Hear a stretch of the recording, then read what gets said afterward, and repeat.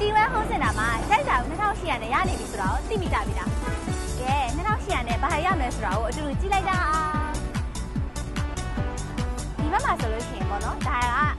ကတကြံအချိန်ကရောက်ခဏနေပြီဆိုတော့ဒီမှာကခလေးကြီးပြုတ်တဲ့နဲ့ဒီအကုန်လုံးကို3000မကျော်ချင်းတော့လည်းရမှာဖြစ်ပါတယ်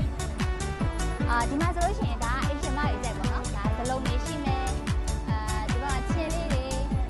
ဒါဆိုရင်ချိုးကန်သုံးတဲ့ဟာလေးတွေဒါဆိုရင်အိုက်ဆုပ်လေးလည်းရှိပါတယ်ဒါကတော့အိမ်ရှင်မတွေကြိုက်ပေါ့နော်ဒါဆိုရေကူးလေးတွေ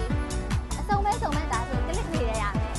အော်ဒီမှာမျက်နှာဖုံးလေးတွေအေးအစ1800ပဲရှိရနော်ဒီမျက်နှာဖုံးလေးဆိုပြီးတော့ဒီမှာတစ်ပတ်လေးရမယ်ကော်စလုံးလေးလည်းရပါမယ်ဒါကတော့လုံးဝ3000မကျော်တဲ့ဈေးနှုန်းတွေရမှာဖြစ်ပါတယ်ဒါလေးအကြိုက်ဆုံးပဲ